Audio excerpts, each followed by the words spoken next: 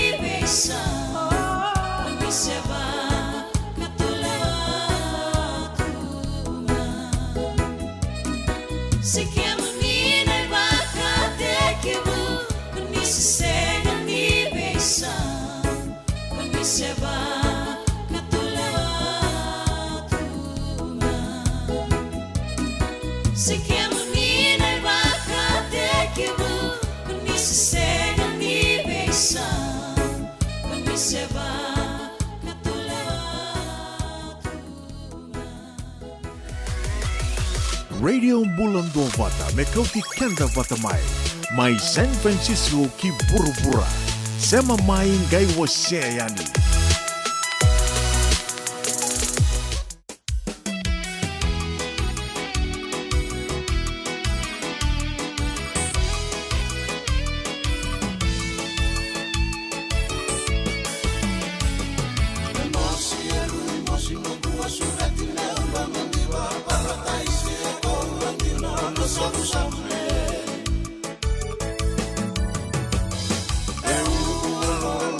singai bosa da e mai toa haunduri da e waso solo meula I bondo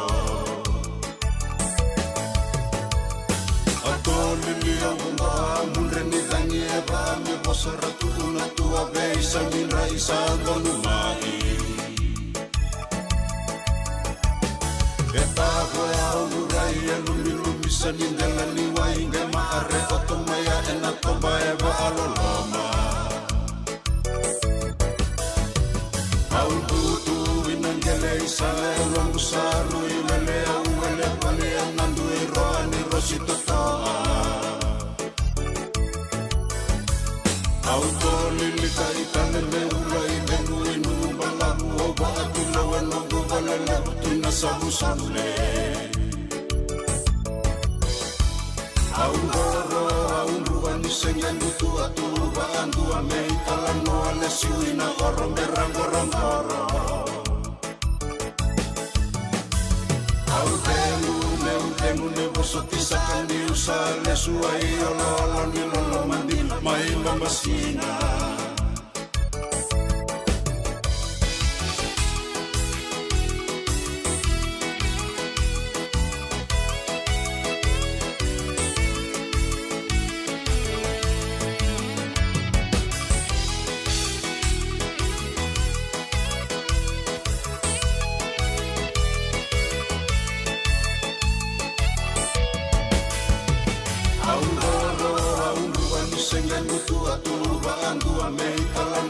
Suina oro merangorongoro Autemu nebosotisa kandi usale suai ololo nilolo mandi maila masina Autemu nebosotisa kandi usale suai ololo nilolo mandi maila masina Suai ololo nilolo Maila masina Wailolo nilolo mandi Maila masina Era radio Bula Duavata Bula talitukan di vekam ni anda kavini moni tendendai dinangani ni senga ni radio rautiko ia au nanumo sege wasanga tokomantanga me pinaka maina itamba ia sa tomani tokomantanga na nonda ngono vata ne kavini kuanda sana rongo da sarmanda ne rongo ni sama isibitongo na tolo ena tini kandona miniti wakam Bula tiko yani vengana vano ni sama tiko makena ne kavini kuanda ndu tiko na singa ndu na vanua ndu na ngona ia da Vinaka ni rawa ni tamai berongo din doma tiko yani na nonda Vata na radio Bula Duavata sema ni vinga na vanua o ni sema tiko mikina da Vinaka ni rawa ni tamai sema tiko tamai be tomani tiko yani na ndo tali na nonda iwasi ni ngona na Vinaka ni moni tenden dai be keto e California katolu ni singa ni Vinaka tiko yani be kimdo mai nonda sa ndo tosar tiko keliu singa tu city tiko ngo singa levu ni tu city sa tiko ni moni tibe keto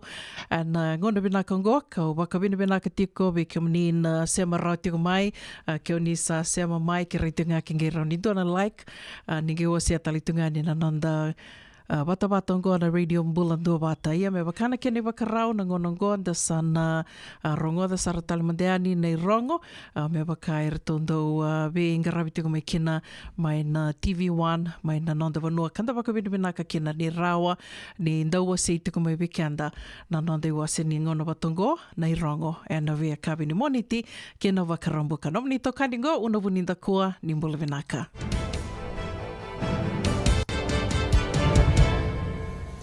Ni sambula Vinaka na turanga na marama na dhurbu na ngone lewa keike muni rangoni sai kwengo na nonde rongo na mbungi ni kua Webu sakitaki me sambu kodi na lawani media ad rono ndolu katini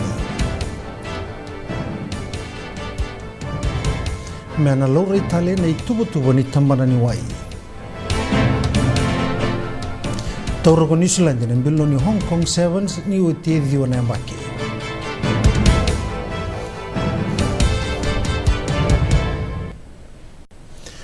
Esa mai bebo sakitake na palimendia na matakani kua mesa na mbokodi na lawa ewa na Media Industry Development Act ni rono ndolu katini tukuna na vuni lawa ko siro mituranga ni nangandrebi me adho sona bi sa umebaka ni lebu tiko na kena bibu sakitaki senga talenga ni rando watakina na bi songo se na leo ni bonua tukuna na buni lawa ni na ngandre bibu totolo na kena mbukudi na lawa ni media industry me bakani senga ni ngarabara kina bo bena kana no nei tabi ka baga bunetiko me baka ngingo taka na kena be ngrabi tukuna na turanga ni ndondonu membukudi ni yalana na ndondonu ni ngalala ni bosa kuria ni media ena ngandrebi mengaraba baka binaka ka baka toto Vata na nona itabi baka kina me kuni baka nambi ena ndona bonu na nona kamburaka endua na itukutuku tuku na ndona leo ni toni besanga ni ndondonu me na rongodi na leo ni bonua ena buku ni besongo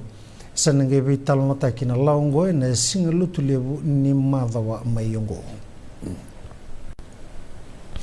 tukuna na ibugi ni minista ni marama ngone ke na baluti ni bulan rabun ko sasi kira ni sangati ko na tuba matata ni kana baluti na bulan rabun bari tati ko na palimidi ko kira ni sarui baga idola taki bali bu ira na ibalislis bari takamera ko ni roka na non rabai baga lo matagi na tamata esa otingo etolo na mba kena mai baga dengu tu na Fiji Airways me buka baka ki Hong Kong baleta na COVID-19 pandemic ya esa na mai tomani tale na buka ena mwani mada o Saudi ya mai tega bu na buka ki Hong Kong ka salabata na kena boy dur na sotota ni Hong Kong Sevens endo na raraning gito kando boto katu na timini biti me non to rarani balu kalagi ba ndo listelenga mai sona ilaw me baka di wabiti endo bir na rosonga bulu na matenitu vagatara na matenitu ko China merumbutu kaya ni na bonua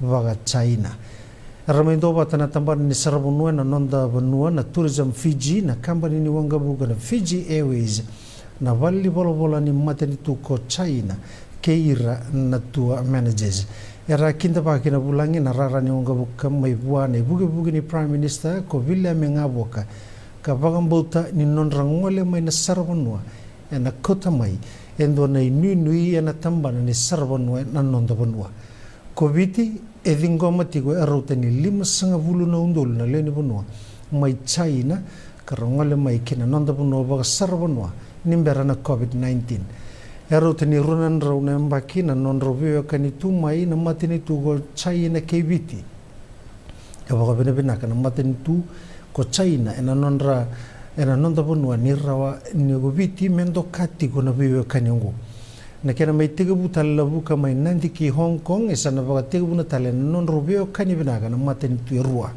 kana bunga sarna ka erona daga batakina esa na buka tiko baga rua na Fiji Airways Airbus A330 ki Hong Kong me bakani ndasa ba karo baba tigo yani na mada wani singani mate sakere tu na tamada no bisa mendanga roni na leo ni bonua eduguna na chief operation ni tamada no bisa ko ACP liba Andrew ni na lebu sarati ko na beito so yake na moni madango ka na bunga telenga erna sanga merna mbosuka na lawa sakere tu ACP Andrew menda tugu kinestation no bisa bola kandu ndo biko merau ni taro bikina nambasu lawa kabakakina na nonda daga Vata merawa ninda marutaka na bagadangi ni singa ni mate esa koto matanda tukuna kondriu ni na lebu saratigo na ngarabi songo na ngito kene be tubu teleso na ngarabi tigo na moni madongo asa kreitigo na leni bono menda kuwa ni ba kusa baleta ena rawa ni bagabuna na bagadalaka kuriani na lebu sarno biser na bengrabiti ko na moni madongo merawa ninda marutaka na nonda bagadangi ni singa ni mate tukuna na minister ni public works ko ro Filipe tuisawau ni nangandrebi mereidi na saladava rawa ni muri metosoi kina kiliu na bengrabi ni tambana ni waina nonda banua nandona nona soli tuku membeleta na water ke na way forward tukuna ko tuisawau ni rasa daga batatiko nando beto koni ena tuba ni water sector ni ronondolo 5 na ustu ni tuba sai ko na kena sangai me walina lenga ni wai adu tiko na ngonongo ka barota kendo ni tuba merawa ni kuota le ni na yado na lengo ngo ena vengo na maimuri kana reida talanga na tambani ni wai na kena bawa bina kata kina be ngarabi veira na lewe ni vanua ni sambula bina kata le mai sai kwengo na nonde rongo ningito esa o tie dio ne amba kinge me tura na timi ni New Zealand na ulu ni dobi ni Hong Kong Sevens arto se tora sara na mbilo ni Hong Kong Sevens na timi ni New Zealand me na rono ndolu tini kaba ni utinga tul so ula sekondi mai tambaga kina ko kodi vai na timi ni New Zealand na matai ni nondo to sikwa katara bana no mai tambaga ko sione mulia erua na nondo to sikwa kakota kiken na kenda to kai na timi ni New Zealand na tini kadiwa sangatiko na timi ni viti ya mai tambaga ko bubia wa nando balo indona sikoni utinga ono sanga ula sekondi kama liu taliti na timi ni New Zealand na kai rosanga bulu kaba ke vitu ya mai tambaga tala ko Joseph atala dolo indona sikoni ni tegebu ngane karo ni bu mama kene ka tulni sikoni ni bo toka e vida na sekondi me da vanangito e marutaka ko moli na nondo to bamuri na leo ni timi ni tubo e varuta ki kibiruta last November against Australia. There were 2 scores ahead in that game. New Zealand and Fiji for Hong Kong glory. Men's Cup final. They go long, New Zealand, off the kickoff. Mbatererenga is in a wrestling match with Leroy Carter for New Zealand. But early possession for Fiji. No, they've lost it forward to Vita Damgunu. Coughing up the ball. Here's Amanaki Nicole. Big long pass. It's over to Kauti Vai. What a story. His debut tournament. 140 of their past 41 games here in Hong Kong. The only one they lost was the Cup final last November against Australia. They were 2 scores ahead in that game. That was a game head coach Ben Gollings really thought they should have won. Down by 5 here. Ball's loose again. This New Zealand defence is causing huge problems for Fiji. Sione Molia is in. New Zealand had 2 tries. Fiji don't like it, but the All Black Sevens have started this cup final with an absolute bang. And be able to have something left in terms of decision making or execution when you get to the big dance. And the pressure they always feel here in Hong Kong to perform. Magavi Black is chipping over the top for Leroy Carter. Look at Carter go! Carter! Points of the cup final. Nathungu has it from Bukayano. Back inside. There you go. That's more like it. Rerenga, he's got support from Talatholo. And here's Talatholo. Talatholo and Carter. Collier. Talatholo gets there for Fiji. Talatholo skips through the line. Josepa Talatholo, he's still going. Talatholo inside and scores!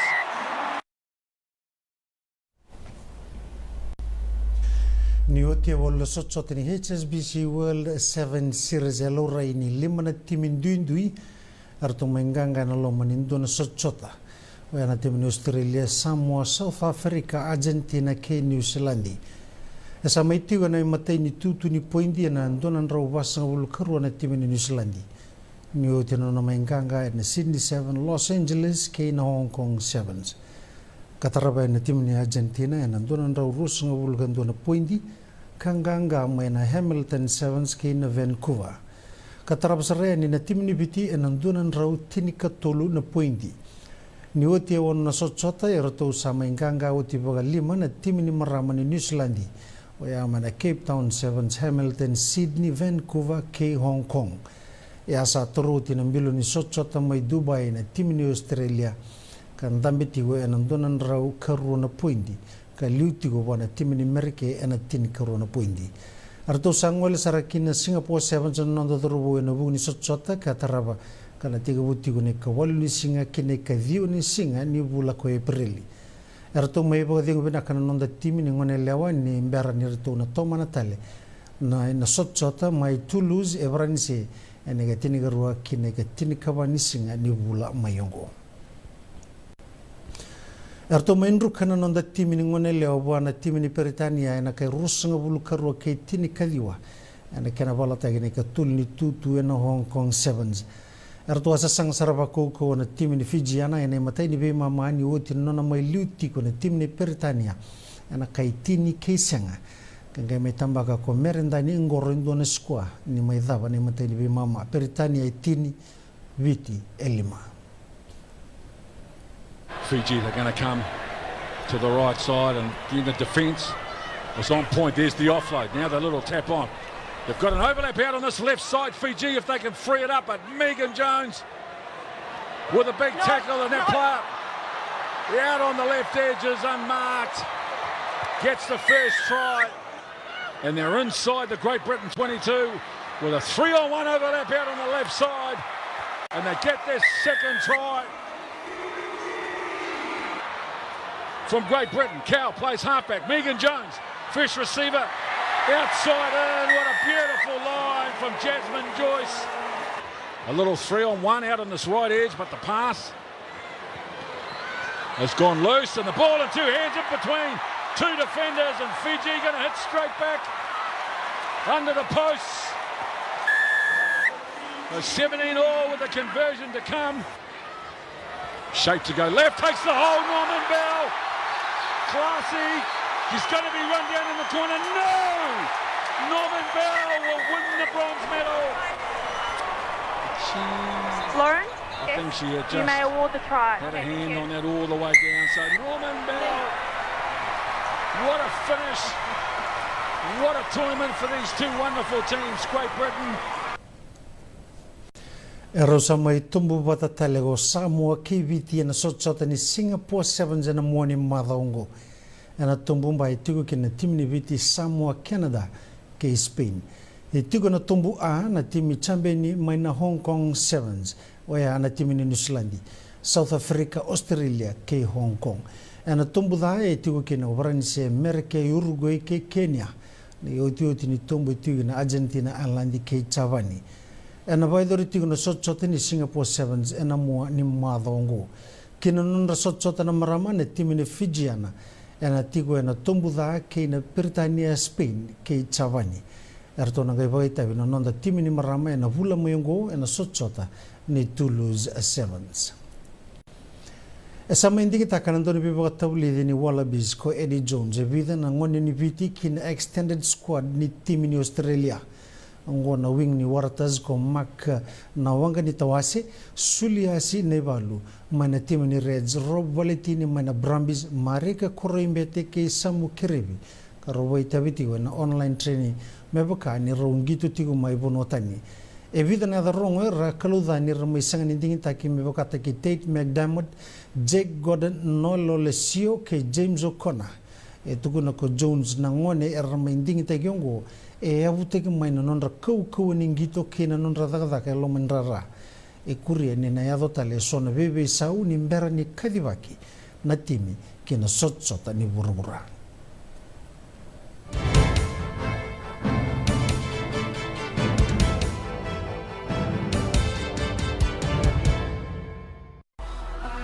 Ongo na Radio Bula Duavata San Francisco. Me Kauti Keda Vata vai.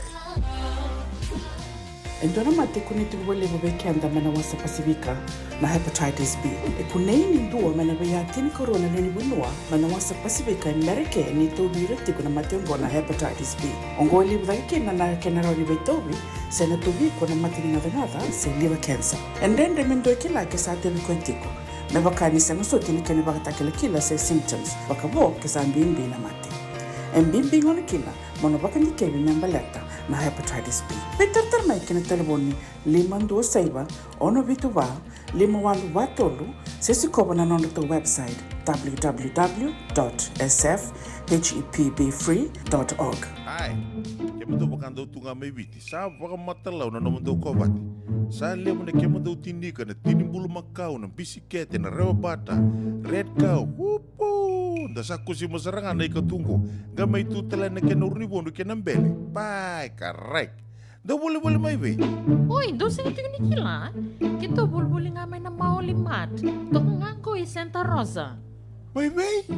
Na maulimat wele. Dokona na nonda business na ngoni tau kei Amerika.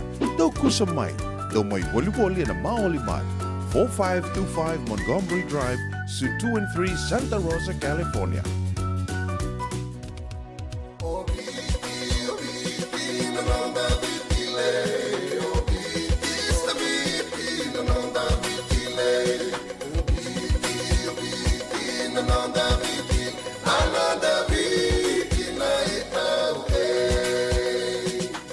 Daviti, ke ngasini buli paulangereki. Rungodi ena 5 na kaloko ena kabini lotu levu, vei mundo e Amerika.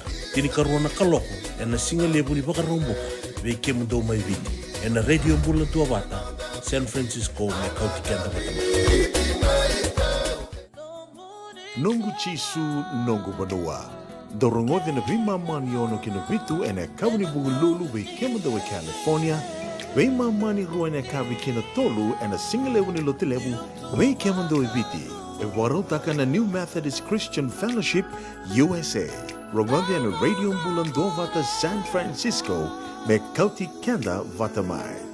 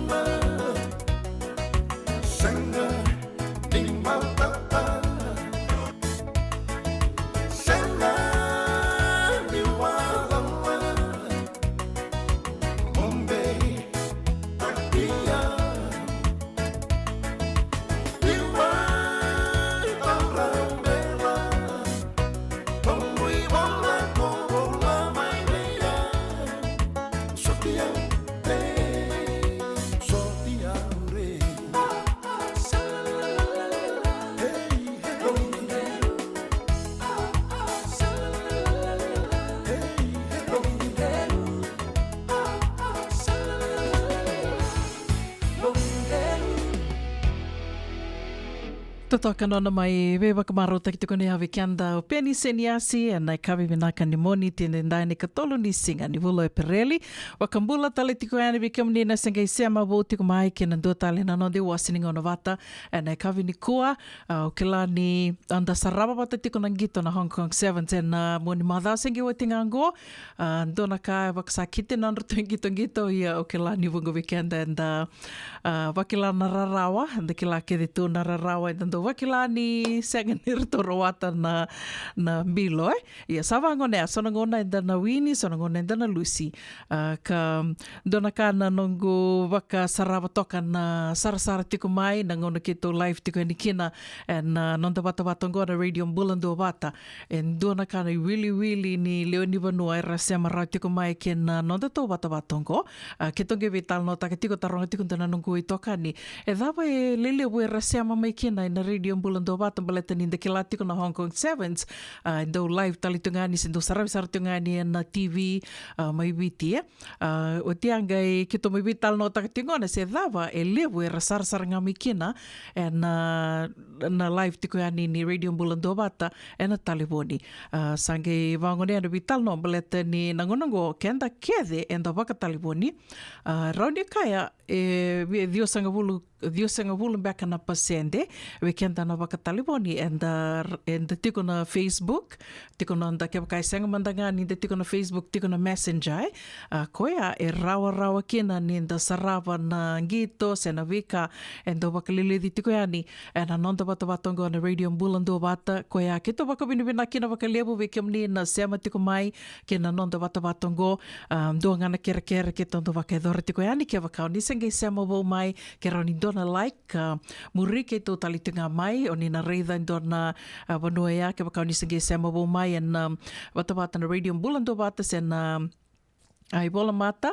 ni radio Bula Duavata sindo talambeka na tanga ni veba ni lei sema voki na ni na reida tiko ndona bono ya do bola toko kina like ndo tala bono bola kina follow us koya kito kerea ke bakara ni ndona like follow us rautalanga ni gai wase tiko yani na nonta bata ngona radio Bula Duavata na bebu ke sarva ke lebu baleta ni ndekila senga ni rawa ni ndona sar TV tiko na vengo na kede sen bebo no kede tiko kina so nangona di senga kina na TV io dona kai roni nda Duavata kino ya na taliboni and the waka taliboni kede na bevo no kede nda laku kina nda kota tunga na nonda taliboni o ya nda kai roni nda na waka binibina tiko kina na tos tiko ni ngona kina sa toso tiko na technology me dava tiko mengona ka kede sa rao ni nda rida na taliboni e senga walenga ni vangona internet se menda rida na Facebook se ndona kai ndue live mind sa rava rao tiko e ndo talanga na kai bakararotaka na nonda mbula baleta ni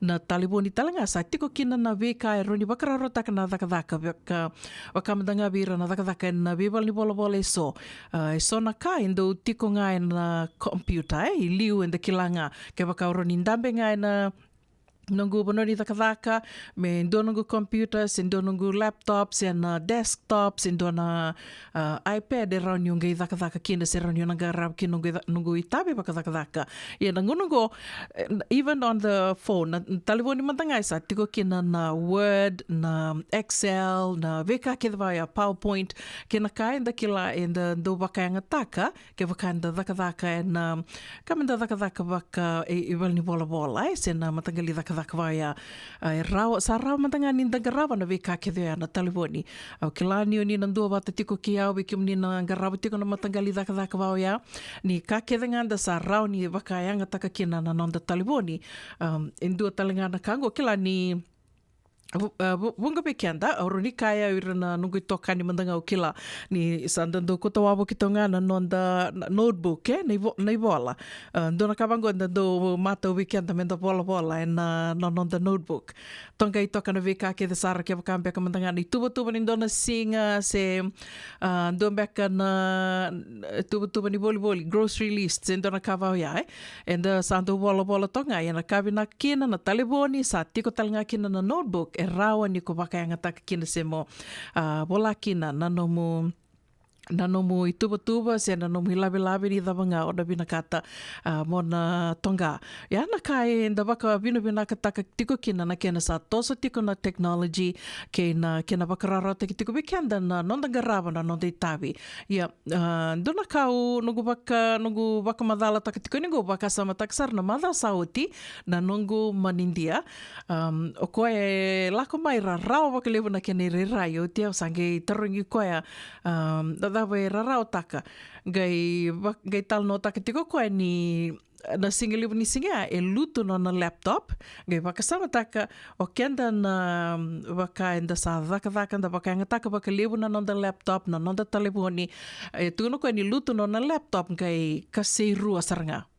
Claro, ainda kai e ka boro saranga kasiro no na laptop. Waka samtang mandea, gai inda kila na laptop, ni inda dhaka tukina na kake de bola itiko e maroro itiko na laptop.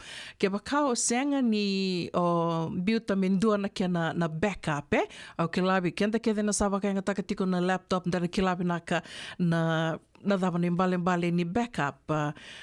Gai tuku no koe ni sa ka pinda rua saranga na nona laptop sange koto koe sanga koe mili repair mili koto koe nandua na bonua me ronirto me tarongirto na ronindo ba na katakmanda na nangu laptop ngai tuko norto ia rawa ia kito sanga ni rau ni na alataka ni na tiko kede na vika kede a tiko na nomo na files kede koe a tiko na nomo laptop ia e na vida toka na pula na balabu ni ngona kito na tura me roni na wakawina katakikena na nomo laptop gai kila yo koe ni nungu manindia ke tau leo e vida, ke mami leo e vida tu, vida sanga bulu tiko na ke tau wili ke tau waka a koe me ni tau iliu tiko ni tau manindia tiko. So saroni dhaka taka toka kia na leo ni kai tiko e na nona laptop tuno koe senga ngura sa sini rao saranga ni o wara ka tiko na vida na bula senga talanga ni o rawa ni o na wawa tiko ke waka matanga e sana rao ni ndo le waka vinaka taka nungu laptop ono senga ni kila e na tu kede na ka kede e ndo tu e na nungu laptop na nungu files kede se sengai o tia sanga tuku na wana luwe na tangane lako nga waraka while waiting for that lako libuli endo na nomu na MacBook ia na nona laptop ia senga ni MacBook ndo mbek nga ukila na HP laptop tiko boa sange lako koe kako sa ronga na bos ni lubengu sa tuko no koe bia uma lako libuli ndo na nomu MacBook malete rara na MacBook ni ona dhaka tika bango e sana kila automatically saving na kakeve iko dhaka tiko na nomu MacBook it automatically saves a lako tiko vena nomo iCloud e va tiko ya na MacBook na MacBook ngo be kim nina senga tiko nikla na laptop ni Apple kona kambani ngona Apple ya na laptop e mbulia na Apple kondo wakatoka tiko ya na MacBook sama ni lako saro ko eli bulia dono na MacBook dono na laptop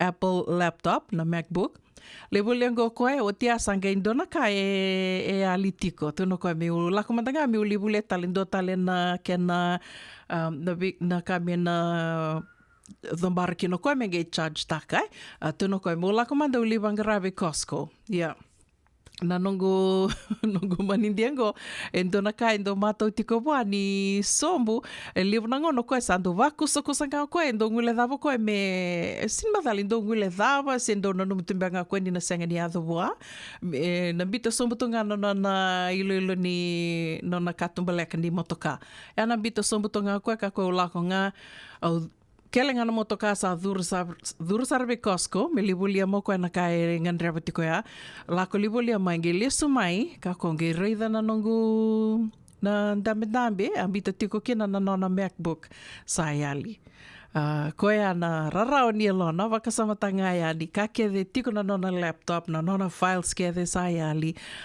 o tianga libulia talamendo na MacBook me sanga me susomi taka kina na nona laptop gai mai buto ko ditale na singa Vata tinga ya buto ko ditale dona tamani rarao libu e wakilana nungu manindia sanga kila dona kai waka bure waka sama kina waka libu biau ka wase tiko eniana buna a wase se tuku ni kina go veke muni na sema tiku mai ni kua, ke waka, and the waka anga taka na laptop, na talibo ni mantanga, e tiko ngana kai rawa ni ko na nomu setting, mo waka anga taka, me rawa ni ko maroro e kevi tiko kina, na kakevi ko the kaba tiko na nomu talibo ni, maroro e tiko na iCloud me tiko na nomu backup files, mbaleta ke waka senga, sana ndona rarawa levu, ndona utu ni ulu levu, na wakila ni o sanga me ke waka mani ndona kawai ya e ado, mo ngai sanga mo wangara tale mai se vena bono rani na kautalius tale mikina, na veka kede sa ya lio ya. Dina ni tu na waka vina vina kataka tiko, na kia na tos tiko na ngauna, levu na kawango e mai wakararo taka na nonda dhaka, wakararo taka na mbula, ye tu talangai sona ka menda na ando kahangaro ni tikino, sona ka me e ndondonu nga menda na wakamure tiko waka vinaka. Yo mandanga e waka anrati au saranga, waka ungeti au me una sanga na veka kedo dhakawa on my laptop, sena iPad, sena taliboni, me backup backup tiko mbaleta ninda sanga tuni kila na matangali langaro ni na yadha vekenda. Waka nuni vinaka tiko yani se venga na vano ni sema tiko mekina, ena kavi ni moni tendendai sama i votongo e tini ka 5 na miniti me vana ka loko. Au sureti ka mani, si vena vai na tini na miniti non de wasining on Vata, ka vei toko ni tiko kena na Regional Pacific Islander Task Force, mai vei tal no taki tiko ngai sona ulutanga mbimbi, karto na nomar, to kere tiko mai mendo mai wasi tiko yani, and Radio Bula Duavata me waka ango indua na songo, ka vei toko ni tiko na kena didi waki tiko, na nonda steseni ongo se na nonda vata na Radio Bula Duavata. Malawa tiko na waka madala na kavi ni kua, na sere kataravango, na te vena numi manda vewa kambula taki tiko yani se venga na vanua, ni sema tiko mai kina, and kavi vinaka ni moni tendendai, tavi dhavanga inga ravi tiko, longa niu dhavo, ni vili niu tiko kina, na buku ni venga ravi so, vekiam ni na venga ravi tiko vera na tambangase, waka nuni vinaka tiko yani vekiam ni, and kavi ni kua, kono via wakambula tiko yani kina, vekai koni, na kawia, nimbula vinaka wakalevu na sema tiko mai, and kavi ni kua, wakatelanga kina ve Michael Naya, bula vinaka Michael, bula vinaka Luke, ngandu andua, ni andra vinaka wakalevu na sema tiko mai, and kavi ni kua, konga ya ke unisa sema ramai ke nge rao ni ndu tiko na kena like, follow, share, and do makasara na bibu ke wakalevu na kena ngarabi tiko na Radio Bula Duavata, wakambula talitingani ve Sanjay Kadka. Thank you for tuning in, Sanjay. Please share our page. Bula vinaka alipate vanda dhamaivuna vinaka wakalevu na sema tiko mai, and kavi ni kua kauna via wakambula talitingani ve mele ke heri koroita mana ro sema tiko mai valelevu, and kavi ni kua ro sema tiko mai nandawa, and kavi ni kua unui taka ni rombula vinaka tiko wakambula talitunga vi kiumni keda sarna waka ulori tiko, and kavi ni kua suka tiko mbeka na dhaka se uni sengai sasanga tiko moni na lean rombongi and ngonongo waka nui ni vinaka tiko ni vi kiumni, and kavi ni kua nomani tokani unavuni da kua ni mbula vinaka.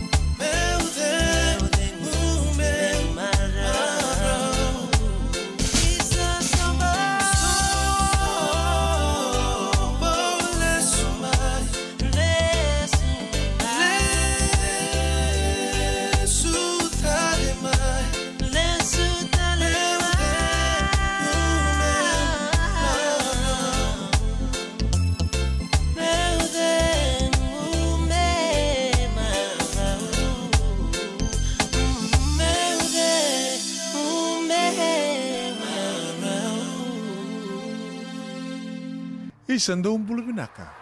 Doon ngay tuki mai, endo binaka tu bangara? Iyo, ni Bula Binaka. Kito singi tuki bo sarangamay. Satu token dino Pennsylvania. May baka tumuli ang madoni turta na dadaka na tumuni wayway. Iya, kito sa mista kasaranga nakaka na wagabiti. Kito rongoda, nitugay kendo na stonda bulita kikenda to kakana. Iyo, na Fiji Cover Store. Ito kasarangay liubori, nakakede tukina. Na Fiji Cover Store. Kauti viti mai vokaboleka ka voka se butaka na bona nanu. Woli teki tukina na tinika, tini bulu makau, Tanga's ice cream, na mateni, na ika na mbele. Yado kina chase ni gunengona, na twisties na bongo kay na bean, kay na bungatali. Sangay lebu sarangan ngona kareang gona binakadina. Kay indolo bo talangango na nondato boutique. E woli teki na naisulu kanta kilaita ni kina daga dilinga karami soli bo ilaloma. Wei kemoni mai Pennsylvania, kena vebu no bolekata. Era talangani wakau tanga mai na nomoni ota na taliboni se email, karatau nangai wakau tanga na nomondo boli. Yana Fiji Cover Store LLC, 100 South Mount Vernon Avenue, Uniontown, Pennsylvania. Naboni taliboni vitu seba vitu, wadi orua vitu diwa vitu ono, se bandu lima tolu seba vitu, diwa rua vitu tolu, se email kena Fiji Cover Store PA@gmail.com. André mo buke ene kena semi no libo seneges kita urani buku iku. Girita mai na empower ena ono rua ono saiba dua liwa ono. Nada be ko marota ketiku. Senga, esan dondi na marau kina boga thingile wo wakila. Baleta? Kesa mani ka vivi na nongumbula, ke mundo sana senga ni lenga. Dona senga talanga ni rere walo ma se mundo warakati o nila wundrang. Baleta ni swada kabatu na nongu life insurance policy. Iko da kamu to waka tapia. Sa tumu mantanga na numundrang ay senga tu na nontu pepa. Sa tiko na mate, se senga na pepa, senga na lenga. E se rawanganin doon na nongu life insurance vei Lincoln Heritage Life Insurance. Na kambani ni life insurance ka nga niti kenda vinaka na ito okay kanda sama ivoga tiko-tiko ngoya Amerika. Rawa-rawa sar na boga leo fomo. Text mai kina wasay wawalu, walu wandua, tolu walu lima, ena kena ituku-tuku matelalay. Radio Bula Duavata, me Kauti Keda Vata mai San Francisco ki buru-bura. Sema mai ngai wase yani.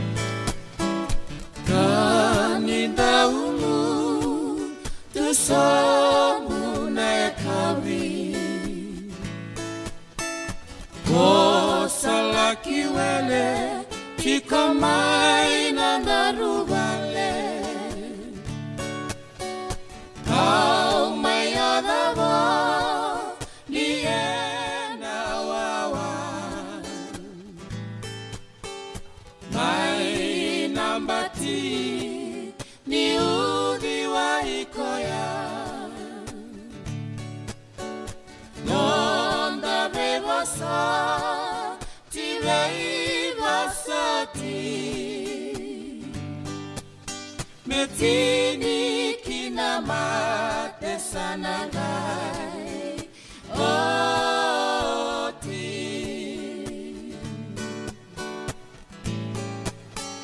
Isana dau kena bata Au mai vosoti ke muniti kona Bosa la sutaki au bakawasoma Isai nongundia anasengani alaga Nonda bebosa tibei vasati Metini kinamate sanangai oti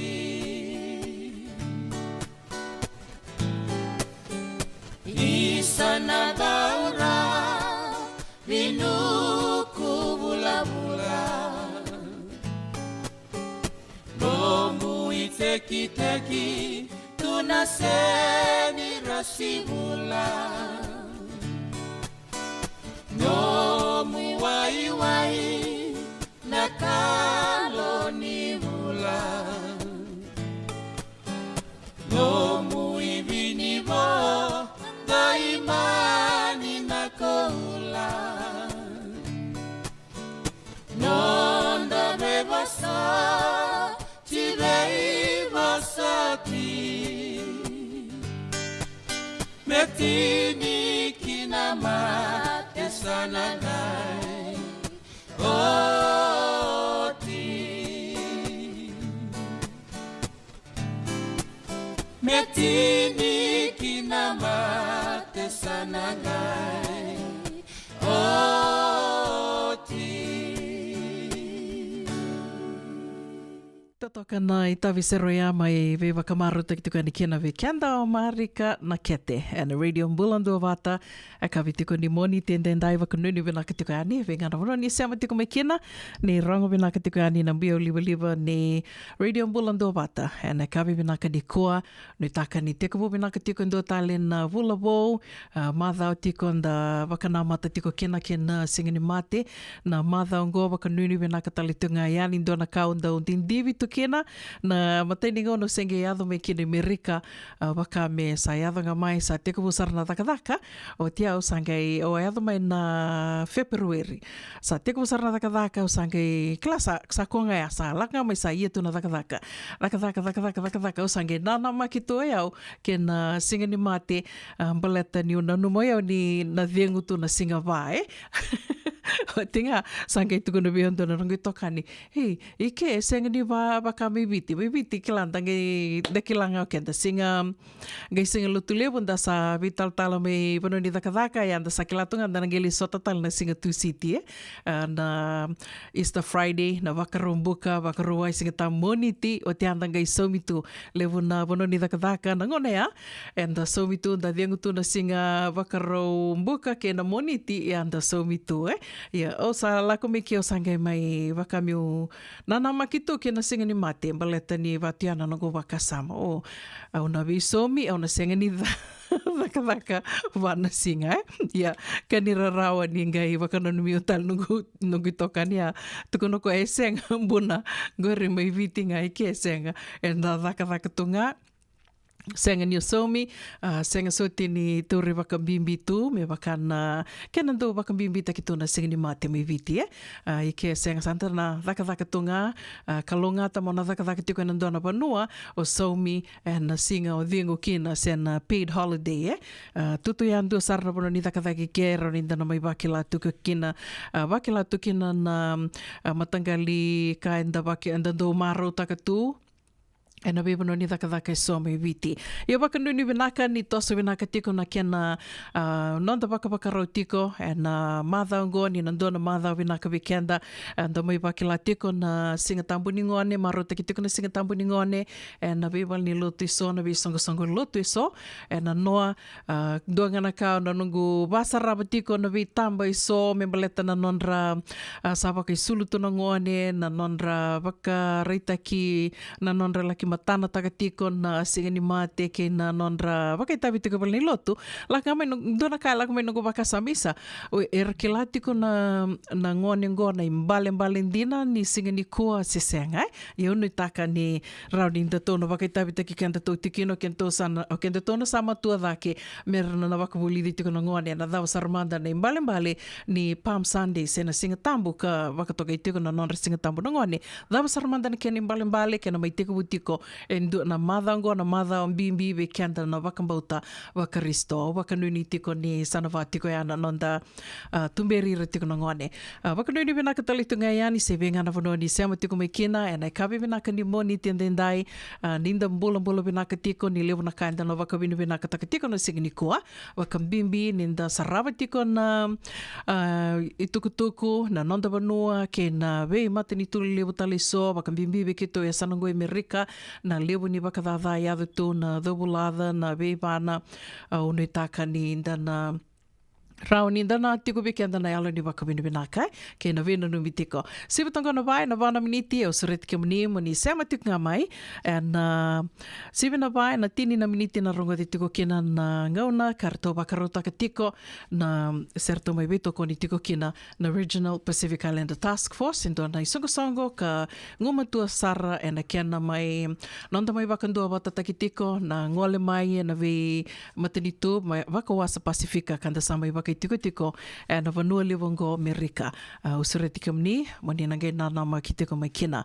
Ia, do na kai langa tiko e na nongu app, na nongu sanga tiko miu seama tiko yani na Radio Bula Duavata na nito Facebook pages, e waka iale ala tiko nga na iada o reida tiko ngo, o seanga o kilani, o seanga ni reida ke mani kede tiko, o seanga tiko ni reida kede na iada, ka o ni seama tiko mai ni kua i o sabakambula tiko mandanga iadi, o se sangati ko ngā me rauni o na reithi ki mni kede, waka nui ni binaka tiko iani, and kawi ni kua se vinga na wanoa ni se tiko mai kina. Tendo mandana dei tawi sere ni sa sivatonga na wā, and na liwa na miniti.